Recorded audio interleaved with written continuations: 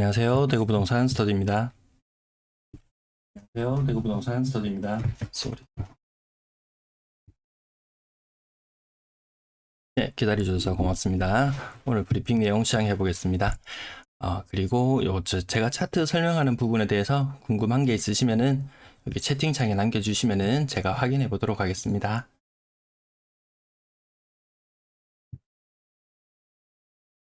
네, 잘 들리시나요?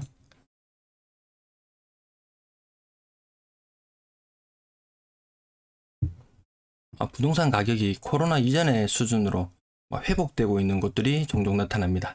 캐슬 골드파크 8억 이상대에 거래되던 것이 6억대에 등장하기도 하고 현대 아이파크 4억대 거래가 벌써 3건 정도 나온 것 같습니다. 이것도 6억 중후반대로 넘어갔던 가격들인데 지금 많이 다운된 모습입니다.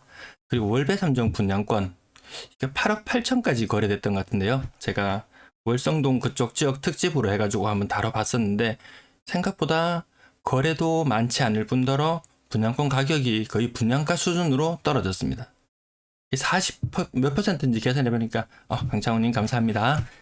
가격 수준을 보니까 8억 8천에서 5억 초반. 근데 5억 정도 거래되는 것도 분양 당시에 월 3정이 이 수분양자가 먹어야 되는 프리미엄까지 다 먹는다고 그때 비난을 받은 가격이었는데 굉장히 오르긴 많이 올랐었습니다. 자, 아파트 공급은 많은데 수요는 얼마나 될까? 요거 제가 특별히 한번 특별 방송을 한번 다뤄드리려고 하는데 무한정 공급한다고 무한정 수요가 있을까? 요 인구 주택 총조사 대구 자료 통계청 가서 제가 다운받아 봤는데요. 단독 주택이 32만 3천 가구, 아파트가 56만 5천. 이게 2020년 총조사인데 좀 차이가 많이 납니다. 실제로 20년, 21년까지 공급되었을 때 한 60만 가구 정도 됐거든요. 좀 차이가 있는 부분이 있는데 이 중에서 과연 아파트로 옮겨갈 수 있는 수요자는 과연 얼마나 될 수 있을까라고 생각해 봤을 때 제가 빨간색 부분으로 일정 부분 표시해 봤습니다. 단독주택 자가에 있던 사람이 옮겨간다, 아니면 전세를 살던 사람이 옮겨간다, 보증금 있는 월세를 살던 사람이 옮겨간다. 요 부분은 좀 그렇게 숫자가 많지 않을 것 같아요. 이런 식으로 아파트 전세 살고 있는 사람, 아니면 보증금 있는 월세를 살고 있는 사람, 일정 부분 사람들이 아파트로 옮겨갈 수 있는 사람들이라고 봤을 때 그 숫자가 그렇게 많지는 않은 것 같아요. 아파트 공급되는 물량에 비해서. 그리고 우리가 한 가지 좀 유념히 봐야 될 부분이 있는데 주택 이외의 거주라는 곳이 있습니다. 이거는 주택 보급률 계산할 때 포함되지도 않아요. 여기가 어디가 포함되냐면 오피스텔이 여기 포함되거든요. 생각보다 많은 인구가 오피스텔에 살고 있어요. 2만 4천 가구, 이 중에서 한 2만 가구 정도는 오피스텔이 될 것 같아요. 그리고 최근 한 5년 동안 오피스텔이 연간 한 3천 가구 정도씩 계속 보급이 되었거든요. 그거는 이 아파트 적정 수요, 적정 공급 물량에 대해서 계산할 때 그 부분에 대해서는 생각하지 않는 부분이 있는데 생각보다 그거까지 계산하면 많아요. 멸실은 연간 한 4천 가구 정도, 멸실을 무시해도 될 정도만큼의 오피스텔 공급이 있습니다. 최근에 주상복합 이런 거 짓는 것들 보면 항상 그게 일정 수준 오피스텔이 들어가잖아요. 그것도 무시 못할 수준인 것 같습니다. 거래량 거래대금 보시겠습니다.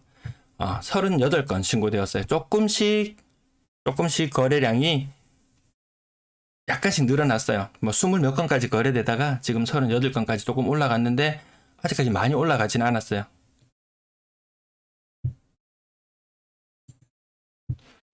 몇 가구 정도였냐면은 만약 40가구라고 잡더라도 한 달에 한 25일 동안 1000가구, 1000이잖아요. 1000개 정도 입주를 한단 말입니다. 죄송합니다. 제가 지금 잠깐 정신줄 나서 1000개 정도 거래가 이루어지는데 그게 12월부터 거의 바로 반영이 되는 것 같아요. 1000건이야. 1월달은 700에서 800, 심하면 800건까지 떨어지는데 요 1일 거래량 흐름을 계속 지켜보셔야지 좀 흐름을 정확하게 파악하실 수 있을 것 같습니다.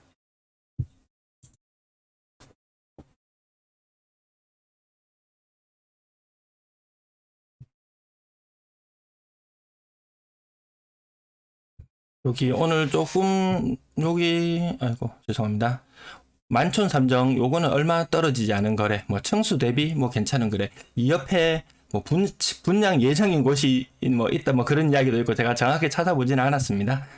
아, 캐슬 골드파크 1단지 요 제가 첫 제목에 나타내 놨었는데요. 요게 1억 5천 정도 떨어졌는데 한 18% 정도 그 정도 하락인 것 같습니다. 캐슬 골드파크도 단지별로 가격 차이가 좀 있는 것 같은데 어떤 곳은 한 10억 가까이 되는 것도 있었던 것 같은데 거기에 비하면은 가격이 좀 많이 떨어진 상태인 것 같습니다. 그리고 용산 롯데캐슬 6억 3천 요거 얼마 전에 요거보다 더 큰 평수 한 50평 정도 되는 그 가격이 6억에 거래된 게 있었죠. 거기에 비하면 요 신고가도 좀 생각해 볼 필요가 있을 것 같습니다. 대구역 센트럴자이 7억 2천에서 5억 9천까지 요것도 낙폭이 좀 돼 보이는데 또 태평로, 뭐 수창동, 태평로 또 그쪽 라인들도 분양권 가격이 크게 힘을 받지 못하면서 아파트 가격도 같이 좀 다운되는 경향이 있는 것 같습니다. 현대 아이파크 34평형 요즘 가장 요쪽에 아이파크 이름만 들어도 사람들이 관심을 많이 가지던데 여기 가격이 많이 떨어지고 있는데 한두 건 떨어질 때는 그런가 싶었는데 요 많이 떨어지는 거래들이 나오고 있어요. 요 현상들이 왜 일어나는지 왜 이렇게 팔 수밖에 없는지는 내일 아침에 제가 방송을 올려놨는데 그거 시청해 주시면 감사하겠습니다. 자, 그리고 칠성동 쪽, 이쪽도 대구역 유림 노르웨이 5억 7천에 거래되던 것이 4억 4,500. 뭐 분양가나 이런 부분 생각해 본다면은 이 파는 사람, 뭐 손해보고 파는 사람은 없을 거예요. 고점에 찾는 사람들이 일부 좀 문제가 될 수는 있겠죠.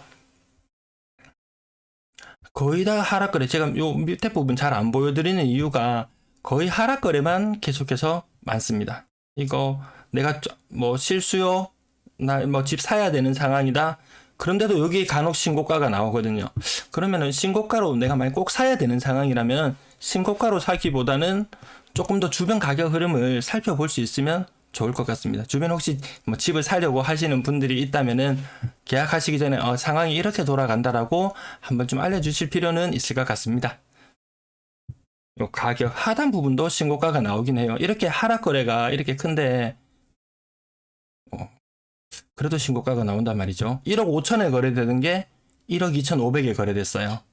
여기 하나 보시면은 근데 어떤 건 1억 2천에 거래되는 것이 1억 2,500에 거래됐어요. 만약 이 두 개의 아파트 중에 하나를 선택해야 한다면 여기 검단동, 민들레, 신암동, 강남 이 둘 중에 하나를 선택해야 된다면 과연 어떤 선택을 하는 게 옳을 것인지. 물론 주거 이동하는 거는 뭐 동네별로 이동하는 건 쉽지 않죠. 그 자기가 거주하던 곳에 보통 머무르게 되니까 뭐 새로 집을 찾더라도 인근 단지를 먼저 찾아보게 되니까 근데 이게 좀 생각해 봐야 되겠죠. 그 다음 마지막 부분입니다. 여기도 가격 하락이 계속해서 일어나고 있는 하락 거래밖에 없어요. 이 하락 거래도 계속 하락 그러니까 엄청나게 많이 하락한 것 같지만 실제로는 신고가가 너무 높게 찍혀버려서 그 이후의 거래들은 계속 이렇게 보이는 것 뿐이죠. 38건 중에서 2건이 신고가였어요. 대구 하락폭이 주간 실거래 지수상으로 마이너스 0.08 찍혔잖아요. 그러면 이 신고가 비율이 더 낮아지면은 그 하락 지수도 더 낮게 아마 마이너스 소수 첫째 자리까지 아마 보게 될지도 모르겠습니다. 아파트 건당 거래 대금은 2억 6,600만 원 정도 수준 유지하고 있습니다. 전세는 한 2억 8천 정도 아까 보니까 있더라고요. 여기 거래량 흐름 요걸로 계속 살펴보시죠. 이 지금 거래가 얼마나 없는지 최근 2017년 초반에도 썩 시장 분위기는 좋지 않았던 걸로 기억할 거예요. 그때도 1300건, 1400건 됐을 때 사람들이 야 거래가 이렇게 없어? 그때 공인중개사 하시는 분들도 죽겠다고 아우성이었거든요. 근데 여기에 보면은 거래량이 1000건이야. 그 월성동도 제가 한 번씩 언급해 드리는데 공인중개사가 한 100군데 정도 되잖아요. 거래 한 달에 하루에 한 건 정도 이뤄져요.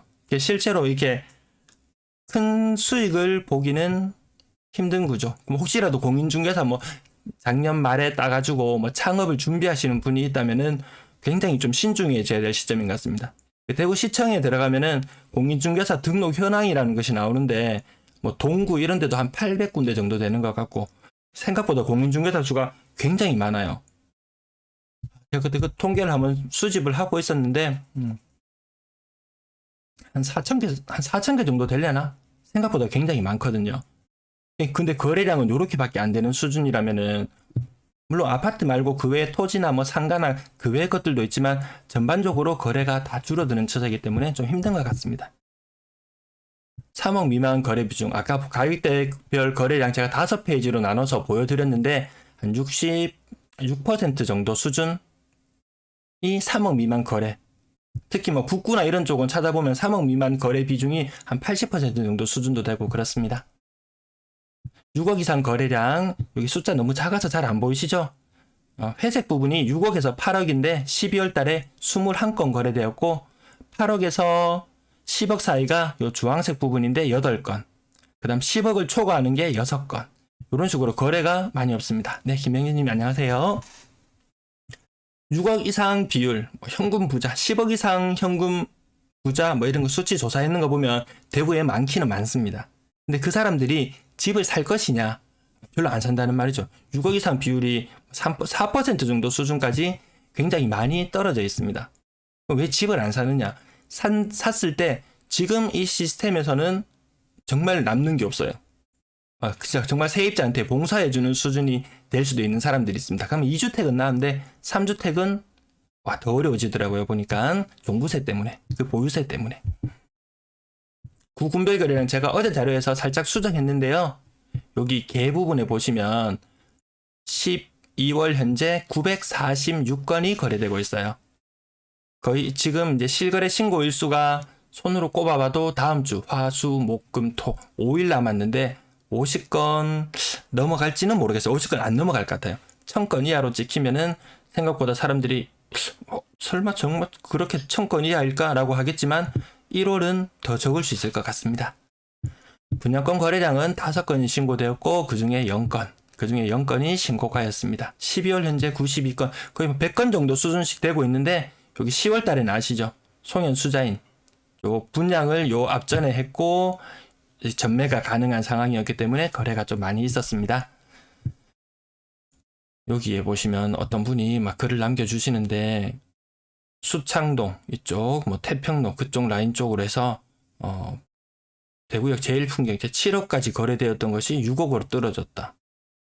이게 층수도 괜찮거든요. 보면 층수도 42층, 거의 뭐 최고층 수준인데 이렇게 많이 떨어져 1억 정도 떨어졌습니다. 제일 주목받는 것은 이거죠. 월배 3정 그린코아 포레스트 8억 8천까지 거래되었던 것이 5억 2천 수준으로 떨어졌다. 분양가가 뭐 4억 8, 9천 막 이 정도 거의 5억 좌우로 되는 것 같았거든요. 굉장히 많이 떨어졌습니다. 다른 곳도 뭐 거의 분양가 수준까지, 분양가 수준에 정말 내가 프리미엄만 1,000만 원, 2천만 원 남겨야지 하는 수준까지 떨어지는 곳들이 많이 있었습니다. 실수요로 내 집 한 채 꼭 마련해야 된다면 나중에 집이 오를지 떨어질지 더 이상 가늠이 안 된다. 그냥 꼭 사야 되겠다 하면은 너무 급하게 너무 비싼 매물을 잡는 것보다는 이렇게 급하게 나오는 물건들 있잖아요. 뭐 입주는 안 되고 전세도 안 빠지고 그렇다고 은행에 대한 차입금이 많아가지고 전세입자도 들어오려고 하지 않고 전세가 굉장히 많이 다운되는 경우가 있잖아요. 그런 경우는 좀 들어가기 곤란해지겠죠. 아파트 전세 거래량은 50건 중에서 4건이 신고가였습니다. 전세 거래 워낙 2중, 3중 가격이 심해가지고 제가 계속 말씀드리는데 전세가율은 점점 떨어질 수밖에 없을 것 같아요. 과연 어느 아파트가 먼저 비게 될 것인지 그게 최대의 저는 관심사거든요. 만약에 내가 현재 살고 있는 집이 전세 가격이 한 3억 8천쯤 된다. 근데 내가 옆에 주위에 보고 있으니까 뭐 월배 3정이 전세가가 3억 정도 된다. 아니 그 계약 기간만 지금 끝나면 저쪽으로 옮겨가고 싶은데 그 8천만 원 뭐 어차피 자기 뭐 차입금이 어느 정도 한 50% 정도 되는 상황이라면 그 8천만 원도 은행 이자로 치면은 굉장히 큰 돈이라고 제가 여러 번 말씀을 드렸는데요. 안녕하세요 장나라님. 토요일마다 한 번씩 제가 시간 여유가 될 때 한 번씩만 생방송을 해보려고요. 그래서 그 전세 관련해서 이동해 간다면은 지금 근데 뭐 이사 비용이나 뭐 새로 복비를 지불한다거나 이런 것들을 생각했을 때 내가 옮겨가기는 좀 그렇고 뭐 좀 망설이는 분들도 계시잖아요. 그래서 또 가격이 위아래로 다양하게 형성이 되는 것 같은데 장기적으로 봐서는 조금 하향 평준화 되지 않을까 싶습니다. 만약 월배 3정 입주가 끝났다. 그럼 그걸로 끝이냐? 아니잖아요. 계속 있잖아요. 또 좀 있으면은 월성 3정도 또 입주를 하게 될 거고, 물량이 이게 해소가 안 될 것 같아요.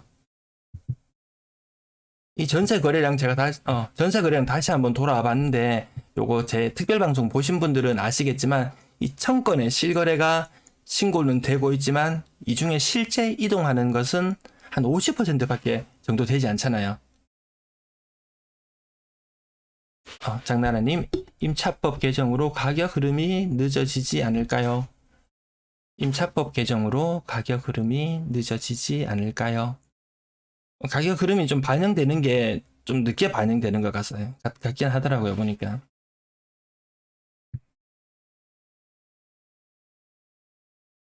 거래가 너무 안 되는 게 저는 더 문제인 것 같아요. 네. 그 다음 페이지 보시면 여기 이 상승하는 전세도 그렇게 크지 않잖아요. 이게 뭐 5%도 안 되는 수준, 신규 거래일지 갱신일지 모르겠지만 HG 리님 감사합니다. 네. 제가 자꾸 요 채팅창까지 보려니까 조금 정신이 없네요. 2년 전세에서 4년 전세로 바뀌면 가격 변동성이 늦어지지 않지. 그 부분 때문에 이중 가격이 나타나고 신규 거래가 무조건 높게만 형성되느냐? 꼭 그렇지도 않았어요. 근데 서울 통계는 지금 보면은 이게 갱신 거래인지 신규 거래인지 구분이 되어가지고 제가 조사를 해보니까 작년 거의 한 11월 달 자료가 나왔었거든요. 근데 그때는 신규 거래는 확실히 가격이 뛰기는 많이 뛰었어요. 네, 뛰기는 많이 뛰었어요. 근데 그거는 금리 상승이 반영되기 전이었기 때문에 일정 부분 그럴 거라고 저는 좀 추정을 하는데 그 이후에 금리가 2번 오르고 난 상태에서 최근 뉴스에서는 서울 전세가의 흐름도 좀 약세의 흐름을 나타낸다고 나왔거든요. 디지파크님, 오래된 아파트는 힘들겠지만 비교적 신축은 분양가, 신고가, 거래가를 말씀해 주시면 더 쉽게 동향 파악이 될 것 같습니다. 너무 감사히 달리겠습니다. 네, 고맙습니다. 신축은 분양가, 신고가, 거래가. 신고가, 거래가를 말씀해 주시면 요 전세나 매매 이런 부분 말씀하시는 것 같은데 다음에 제가 참고하도록 하겠습니다. 전세의 세 번째 페이지인데요. 거의 하락 거래가 더 많죠. 이중 가격, 뭐 삼중 가격 이야기는 하지만 당장 현실에 거래되는 것들이 이렇다면은 세입자의 눈높이에서 봤을 때도 위아래 두 개의 구간이 있으면은 어느 구간을 선택하게 될 것인지, 뭐 신축 아파트가 전세가가 더 싸다. 그러면 또 옮겨갈 수도 있을 거고, 그러면 구축이 비는 현상이 나타날 거고, 그러면 또 더 싼 전세에 살고 있던 사람이 옮겨가려고 보니까 거기에 전세가는 싸지 않다. 이렇게 한번 써볼까요?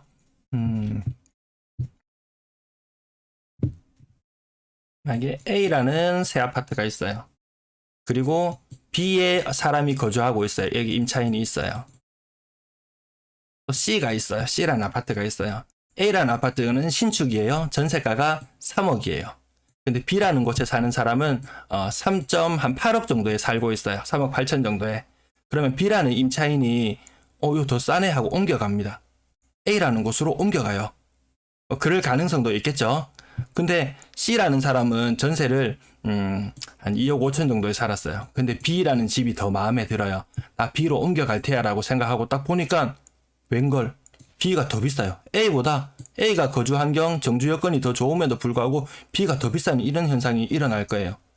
그러면 B라는 집이 가장 큰 곤란을 겪게 될 거다. 역전세나 뭐 여골세 이야기 나오는 부분이 있잖아요. 여기에서 가장 큰 전세 문제가 터져 나올 것 같습니다. 대구에서는.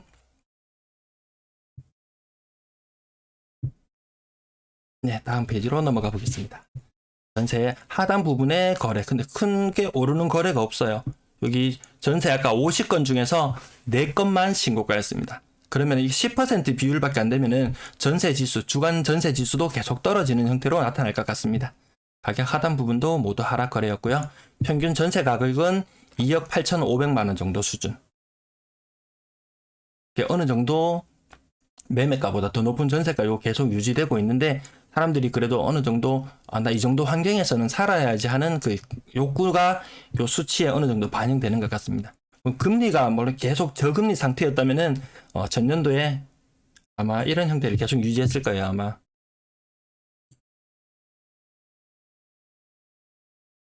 전년도에 요런 형태. 제가 죄송합니다. 펜이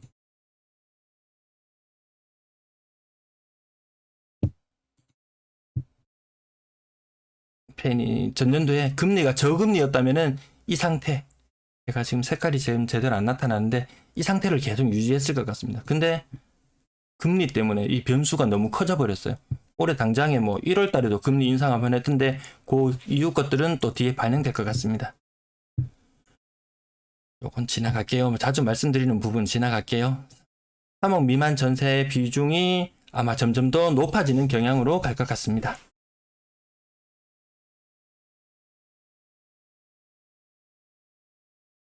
연평부대님, 네, 잘 듣고 있습니다. 여유대실 대 지산 1동 분석 부탁드립니다.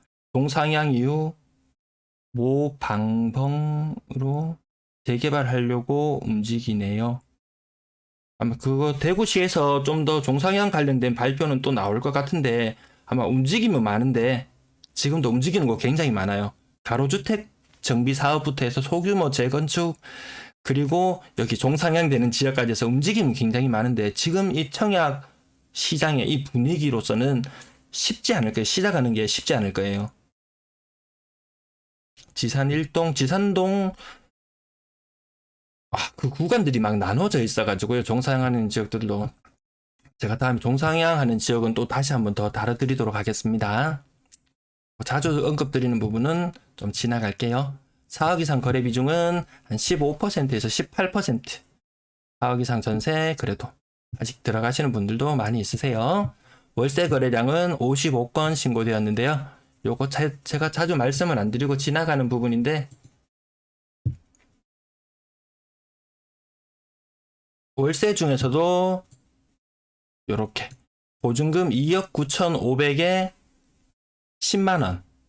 요건 거의 사실상 뭐 전세나 다름없잖아요. 요렇게 사실상 전세나 다름없는 거래들도 제법 많이 섞여 있습니다. 전세 거래가 완전히 없다고 이야기하기엔 그렇고 일부 반전세, 월세, 전세에 가까운 이렇게 월세로 수치로 잡히는 부분들도 있습니다. 네, 신사님 반갑습니다. 네, 고맙습니다. 해방촌 인근, 네, 연평구대님 다음에 제가 또 종상향하는 지역들은 조금 더 세부적으로 다뤄볼 텐데 지금 당장에는 쉽지 않을 거예요.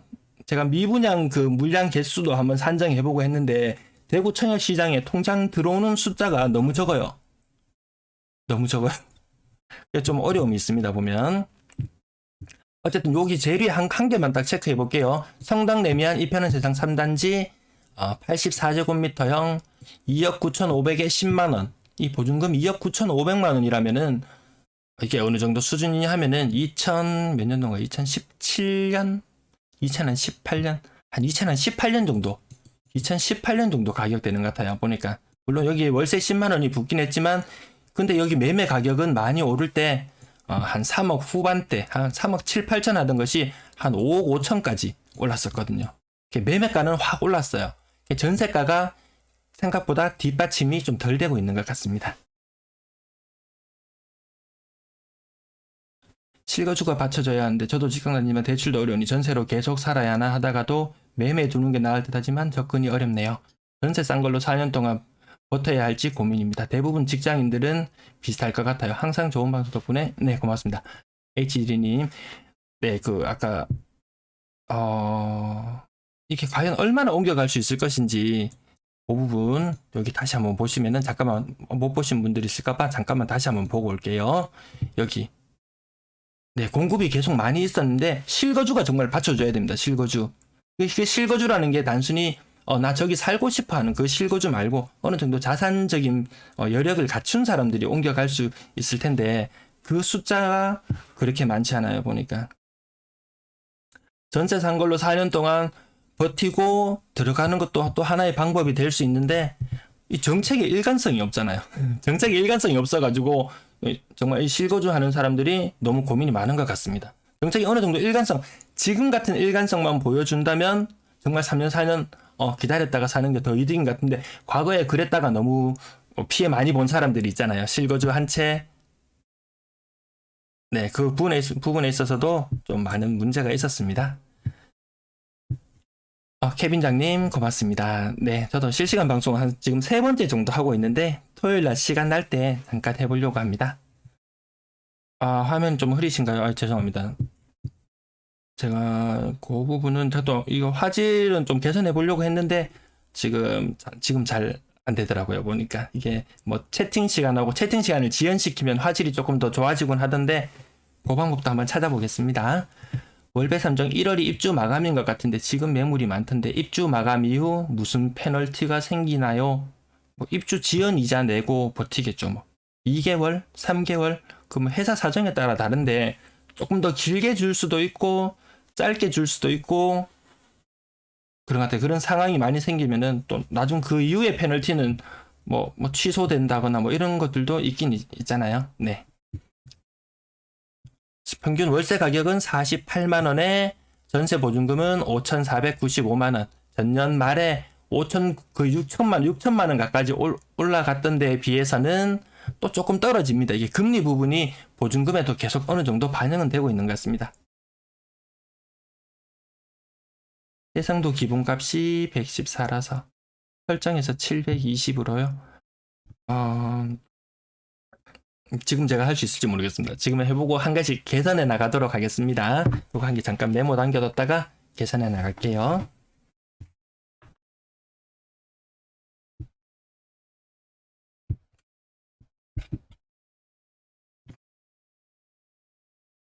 임대 거래량은 1월달 현재 754건 신고되고 있고 12월 임대 거래량을 봐도 이게 늘어나지는 않죠. 예년 흐름까지 가려면은 한 2,300건 정도 돼야지 예년 흐름으로 가는 건데 임대 거래도 전체적으로 많지는 않은 모습 계속 유지되고 있어요. 왜 집이 안 나가지 하지만 이 실제 이동하는 거 임대 거래량 이 중에 1,827건 중에서 실제 이동하는 거는 한 1,000건 정도밖에 안 되고 매물은 지금 7,000 오늘자로 보니까 7,300개 되는 것 같은데 그러니까 집 보러 오는 사람이 생각보다 많이 없을 것 같아요. 그 다음에 매도 물량, 임대 물량 보시겠습니다. 자, 매도 물량 조금씩 더 늘어나요. 이게 이 추세의 기울기가 조금씩 되는데 26,911개 오늘자 일단 올해 들어서는 가장 많은 수치. 또 주말을 지나면 조금 줄어들긴 하겠지만 그런데 이 추세가 좀 계속 지속될 것 같습니다. JC님, 서재태왕 향후 전망 부탁드립니다. 제가 세부적인 아파트까지는 보지 않아요. 전체적인 흐름만 계속 살펴보고 있어가지고요. 네. 입주 앞두고 있는데 기존 집이 매매가 안 돼서 그런 경우 굉장히 많을 거예요. 이 매물 개수 보시면은 26,000개, 26,900개 정도 되잖아요. 주말을 거치고 나면은 매물이 2%, 3% 이 상태에서 500개, 600개가 그냥 자연적으로 순식간에 사라지더라고요. 그 말인즉슨 이게 실제 거래는 안 되었는데 매물이 한 번에 500개씩 줄어든다. 그게 안 팔리고 계속 적체되고 있는 거잖아요. 한 달이 지났는데 안 팔린 물량들 이게 계속 반복되고 있더라고요. 이런 분위기면 조정이 해제될 것 같은데 근데 제가 조정이 해제되기 힘든 이유가 저 뒤에 가서 다시 한번 말씀드릴게요. 물론 뭐 조정을 바라는 사람이 굉장히 많은 것 같은데 근데 현실적으로는 그게 그렇게 쉽지만 않을 것 같습니다. 보니까 전세 물량 시뮬레이션 했는 건데 요거 지금 2022년이잖아요. 제가 2023년도 시뮬레이션 했다가 너무 충격적인 부분이라서 제가 그때 안 보여드렸었는데 만약 혹시라도 이런 추세가 계속 된다면 그 중간에 제가 조정은 계속 할 건데 작년 6월달이 되면은 전세 매물이 10,000개 정도로 되잖아요. 근데 12월이면 13,000개. 만약에 이 추세가 그대로 반영이 된다면은 2023년에는 전세 매물이 2만 개도 쌓여요. 왜 내년 입주가 2023년에는 입주하는 게 한 3만 가구 정도 되잖아요. 그게 생각보다 너무 좀 우려스러운 부분입니다. 언젠가는 아마 뭐 조정 지역 해제 되기는 될 텐데 그거 안 되고는 정말 답이 없는데 그러면 조정 지역 만약에 해제가 된다면 거기에 따른 매물도 출회할 것이고 그 부분도 쉽지 않은데 아무튼 전세 물량은 정말 쉽지 않아요. 이게 나간다는 게. 매매도 쉽지 않고 전세 거래도 생각보다 많이 쉽지 않아지는 방향으로 가는 것 같습니다. 한 달에 실제 이동하는 전세 거래가 한 1,000건 정도 된다면은 10개의 매물이 나와 있는데 1개 정도밖에 거래가 안 되는 거잖아요. 그리고 전세 물량 오늘 7,340개. 오늘자로 7,340개 나와버렸어요. 제가 예상했던 게 7,287개가 예상 매물이었었는데 오늘 벌써 7,340개, 벌써 예상치를 넘어갔어요. 제가 어제 저녁에 누워가지고 곰곰이 생각을 해봤는데 이 달력을 펴놓고 보니까 뭐 30일, 31일 이때가 토요일, 일요일인 거예요. 아, 그러면 저 때는 전세 매물이 또 확 줄어드는 현상이 나타나니까 전세 매물이 갑자기 한 50개, 100개씩 빠지는 현상이 나타나니까 아, 내 예측이 틀리겠구나라고 생각을 했는데 근데 오늘 매물 딱 보는 순간 야, 이거 정말 맞아, 예측치가 맞아갈 수도 있겠구나 또 이런 생각도 들었습니다. 월세 물량 이 증가폭도 만만치 않습니다. 월세 물량. 여기 8월 21일자 파란색 선 8월 22일자 제가 지금 여기 마우스 커서 움직이고 있는 부분 이 구간은 사실상 우리가 생각하지 않아야 되는 부분이죠. 허위 매물 막 부동산에서 내가 허락하지도 않았는데 허위 매물이 막 나온다. 막 등록되어 있다. 어느 날 보니까 등록되어 있다. 그 상태보다 훨씬 넘어섰고 3,174건이라면은 이게 생각보다 이게 증가 폭이 지금 이게 오르는 각도가 크잖아요. 12월 31일자로 보시면 매물 개수가 2,824개. 거의 한 15% 정도 매물이 늘어났어요. 월세 매물 늘어나는 것도 좀 무섭습니다. 근데 이 월세 매물이 월세 매물만 포함하는 게 아니고 아까 성당 매매한 보셨겠지만 뭐 보증금 2억 9천에 월세 10만 원 뭐 이런 것까지도 여기에 포함되는지는 전 정확하게는 모르겠어요. 어쨌든 이것도 월세 물량 늘어나는 것도 좀 생각보다 관심 있게 봐야 될 부분인 것 같아요. 그래서 연초에 전체 임대 물량이 9,500건이었는데 전체 임대 물량이 1,500건으로 늘어났어요. 제가 전년 말에 방송할 때 21년 말에 방송을 할 때 이 10,000건을 만들면서 이 11,000건이 언제 될지 이 부분을 좀 관심이 갔었는데 이게 너무 빨리 늘어나는 것 같습니다. 빠르면 2월달, 3월달 안에 11,000건 이것도 넘어갈 것 같습니다.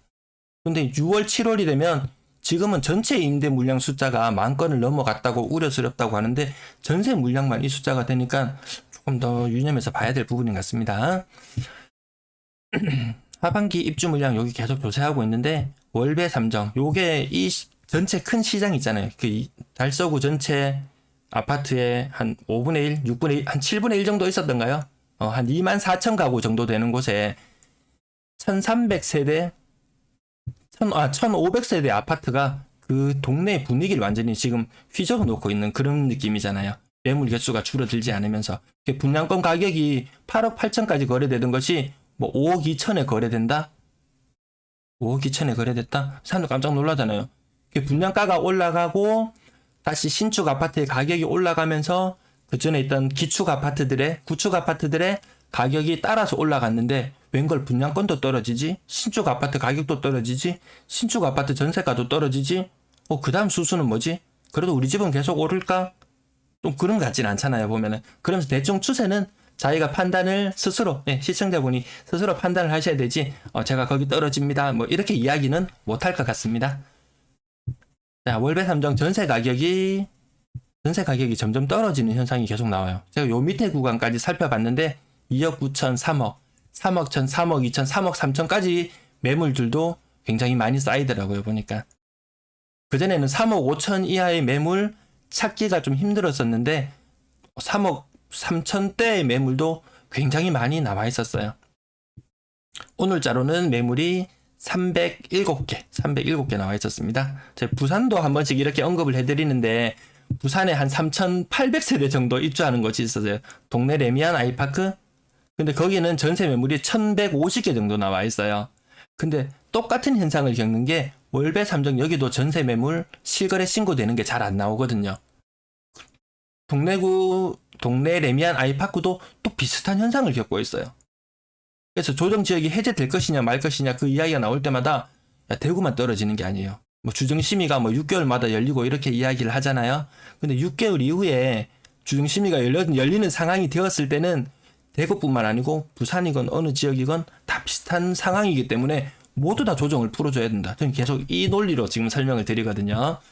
자, 상반기 입주 아파트 1월 11일까지 조사하고 조사한 지 좀 한참 지났는데 아마 여기도 매물이 점점 더 많이 쌓여 있을 것 같습니다. 가격지수 변동률, 이 부분 때문에 제가 요 부분들 때문에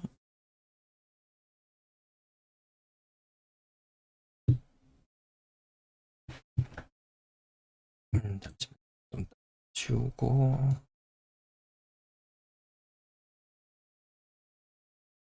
그러면 대구가 만약에 조정 대상 지역을 해제해줘야 된다면은 이 세종은 어떻게 했어요? 세종. 인천도 이제 전세가 막 떨어지기 시작했어요. 그럼 한 6개월쯤 되면은 서울이나 이 매수 심리 꺾이고 하락하는 모양이 굉장히 가파르거든요.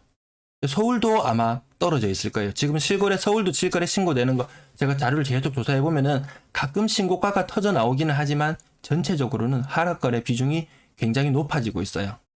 인천도 1일 실거래량이 평상시에 3분의 1토막, 4분의 1토막 나는 현상 나타나고 광주 전세 물량 안정적이라고는 봤는데 거기도 전세가 떨어지는 지역이 나타나고 자 만약에 대구가 조정 대상 지역을 해줘야 된다.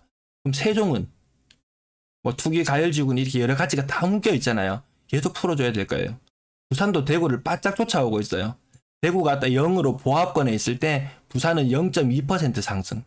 근데 0.2% 상승 이거 굉장한 상승이거든요. 신고가 비율이 한 30% 정도 나와주고 사람들이 시장에 참여하고 있을 때 가격이 많이 오르네라고 느끼는 정도 수준이 0.2% 정도 수준인데 부산도 거의 보합권까지 왔고 고가 거래가 거의 전멸되다시피 하거든요.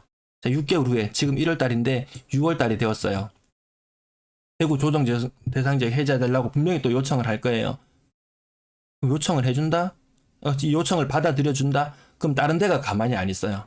그럼 또 이 정권은 아마 뭐 어떤 정권으로 바뀌든지 정권이 바뀌어 있을 텐데 과거에 만든 규제, 과거에 만든 세금 굳이 풀지 않잖아요. 담배값 뭐 2,500원에서 5,000원으로 올랐을 때 뭐 세금 2,000원 올랐을 때 그 다음 정권 되면은 꼭 바꿔줄 것처럼 이야기했지만 바꿔주지 않잖아요.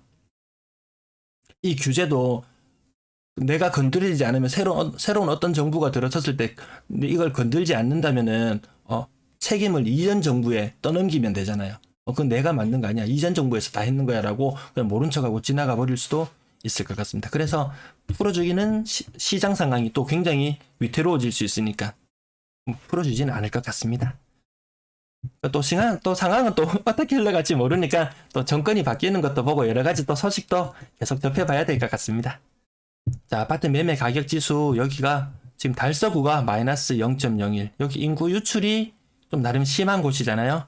일단 미분양이 먼저 나오고 먼저 시장 분위기가 안 좋았던 동구 지역 이렇게 먼저 하락폭이 커지고 있고 수성구 뭐 수능 이후에 자연계 1등 수석을 배출해서 그래갖고 제가 조사를 바로 해보니까 그렇게 큰 힘을 쓰지는 못하고 있는 상태였는 것 같습니다.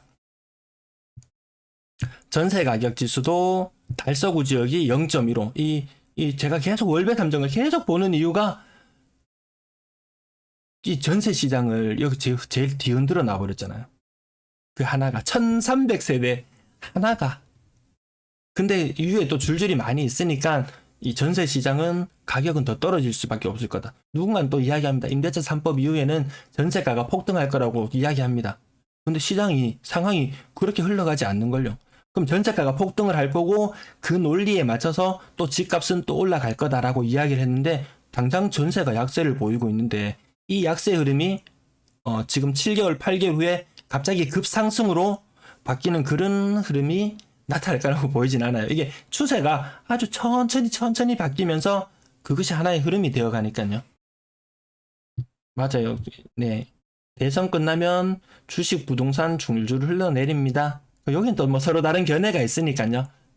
그리고 복합적이니까 어렵네요. 맞아요. 그러니까 이 생각해야 될 부분이 너무 많은 게 정책의 일관성이 없고 세금부터 시작해서 이 아주 작은 세력들 이 사람들의 이익을 대변하려고 하다 보니까 그렇게 바뀌어 이 기득권층의 이익을 반영하면서 법이라든지 세제라든지 모든 것이 바뀌다 보니까 너무 복잡해져 버렸어요. 우리 그냥 집 한 채 사야지 하는 이런 사람들도까지도 공부를 너무 많이 해야 되는 상황으로 와버린 것 같아요. 자, 여기 매수 심리 요것도 지표가 항상 제때 제 타이밍에 나타나는 것 같진 않아요. 보니까 매수세가 지금 대구 살짝 올랐다고 이렇게 KB에서 발표를 했어요. 근데 매물이 저렇게 쌓여가고 하는데 요 지수도 그렇게 믿지는 못하지만 그래도 시장 분위기를 읽는 하나의 지표로 봐주시면 되겠습니다. 매수 우위 지수가 이렇게 떨어지고 있는데 여기서 살짝 반등의 모습을 보이기도 해요. 근데 내가 시장 참여자로서 지금 시장을 바라보고 있을 때 이게 진정한 반등인지 아닌지는 여러분들이 판단하셔야 되겠죠. 대선 많은 공급이 많은 게 제일 문제인 것 같아요. 그냥 멸실도 많고 이렇게 이야기하는데 지금 주위에 뭐 택시 타고 어디 가다가 이렇게 택시 기사님한테 뭐 여쭤보거나 하면은 2008년도에 공사판이 많았어요. 지금이 공사판이 많아요라고 물어보면은 지금 공사판 개수에 비하면은 2008년 9년 그때 미분양 많이 나오고 그때도 온통 대구 공사판이라고 했는데 그때 비할 바가 안 될 정도로 지금 많다고 이야기를 하십니다.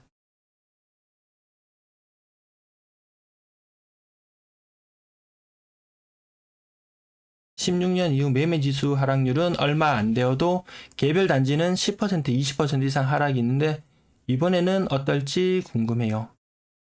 매매 맞죠? 매매 지수 저거는 저게 좀 제대로 된 지수는 아닌 것 같아요. 보니까 뭐 표본으로 하고 또 샘플 채취하는 방식이 다 달라가지고 근데 지금도 개별 단지 10% 20% 정도 하락 지금도 경험하고 있는 것 같아요. 만약에 2020년을 기준으로 본다.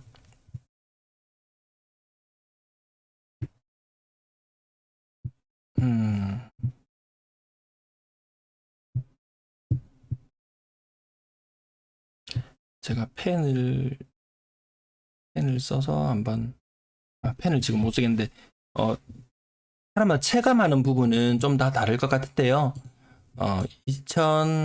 이렇게 아니다. 2020년이라고 해보겠습니다. 화면 보이시나요? 네. 여기가 2020년이었다. 2020년 가을, 겨울까지 아주 가파르게 올랐었잖아요. 이때 사람들이 상승폭이 체감은 다를 텐데, 제가 체감했을 때는 한 30%, 더 인기 많은 단지들은 40% 정도 올랐어요. 2021년 됐을 때는 가격이 실제로 오르지 않았어요. 상반기부터 한 5%, 10%씩 하락하는 건들이 많이 나오기 시작했어요. 2021년에 여기가 2020년까지고 여기 이제 2021년이 시작되면서 실질적으로 한 10% 하락 정도 있는 거래들이 아주 빈번하게 일어났어요. 6월달 이후로 또 2021년 6월달 이후로는 한 20% 정도 하락하는 거래들이 나왔어요. 다 표준적으로 다 그렇게 됐다는 거 아닌데 체감상 실제 거래되는 거는 요 정도였어요. 근데 요때 2020년에서 2021년 되기 전까지 요때 어떤 현상이 있었냐면 매물들의 가격이 뭐 기본 1억 니 1억 올렸어? 나 2억 올릴 거야 하면서 한 5억에 거래되는 물건들도 갑자기 7억 8억의 매물로 막 나오는 그런 현상들이 있었어요. 지금은 그런 현상들 많이 정리되었어요.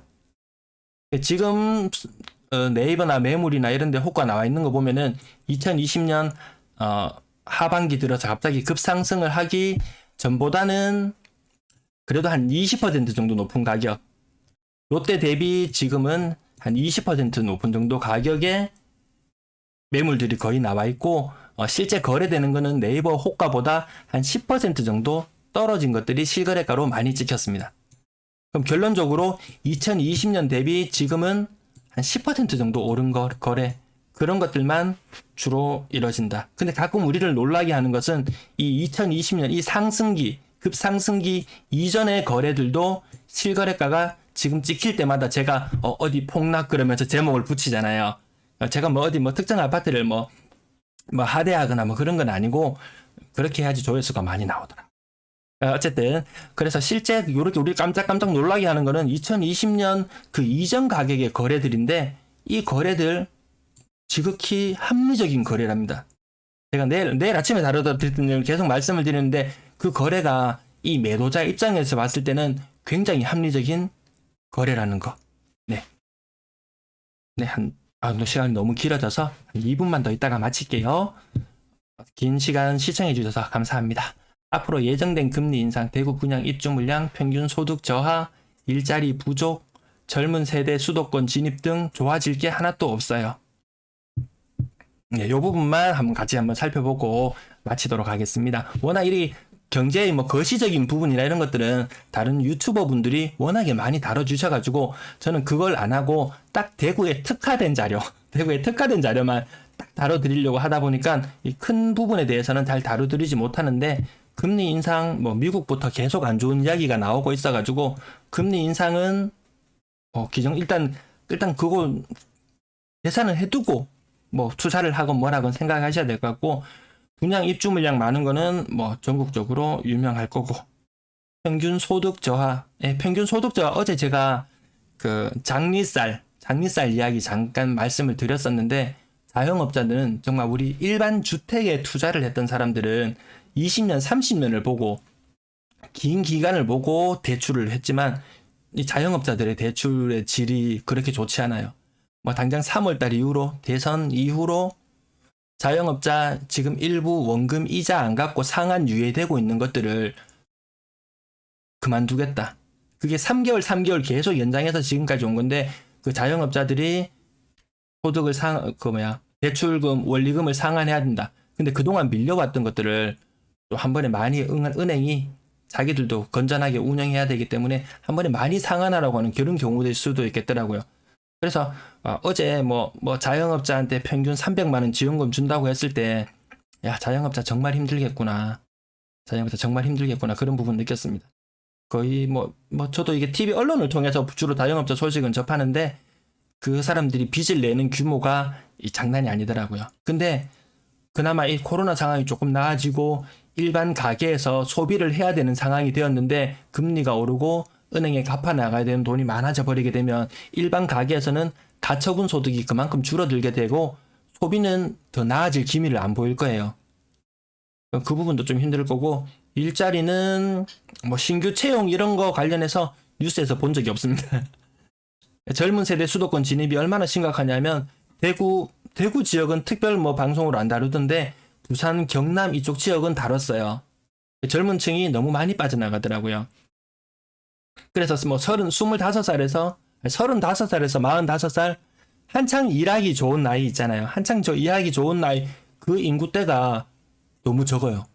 그 밑에 있는 연령대 20대보다 30대 이런 인구 수가 더 적은 그런 기현상이 일어나는데, 근데 그게 지금 세대만의 문제가 아니고 또 5년 10년이 지나가지고 지금 한 20살 30살 되는 사람이 또 떠난다는 게 또 그게 문제가 될 것 같습니다. 신월성 미분양 때 그때 죽은 사람 다 몇 억씩 벌었습니다. 맞습니다. 네, 그때 2008년 9년 그때 플래카드 엄청나게 붙어 있을 때, 그때 죽은 사람 다 몇 억씩 벌었습니다. 근데 그때 그거 안 하고 딴 거 했어도 다 몇 억씩 벌었을 겁니다. 주택을 가지고 있었건 아파트를 가지고 있었건 상가를 가지고 있었건 다 몇 억씩 벌었을 거예요. 네, 구경모님 맞습니다. 네, 그때 죽은 사람이 몇 억씩 벌었어요. 그때 2억 전후였나요? 분양가? 2008년 10년 그때 푸르지오 공사하다가 건설회사 도산되니 하면서 아마 공사 멈추고 이런 현상들도 아마 일부 있었던 것 같기도 했어요. 그때 2억에 해서 지금 몇 억씩 벌었다. 지금 6억짜리를 분양 받는다? 확장비하고 이것저것 다 해갖고 6억짜리를 분양을 받아요. 그럼 이 사람은 몇십억씩 벌 수 있는 상황이 될까요? 15억, 16억 올라갈까요?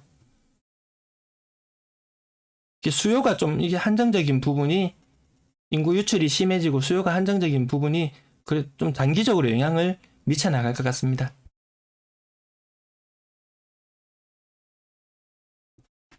네, 여기 차트 관련해서 잘 안 보이시고 이런 부분들이 있으면은 제가 숫자는 조금 더 키워드리겠습니다. 네, 긴 시간 시청해 주셔서 감사합니다.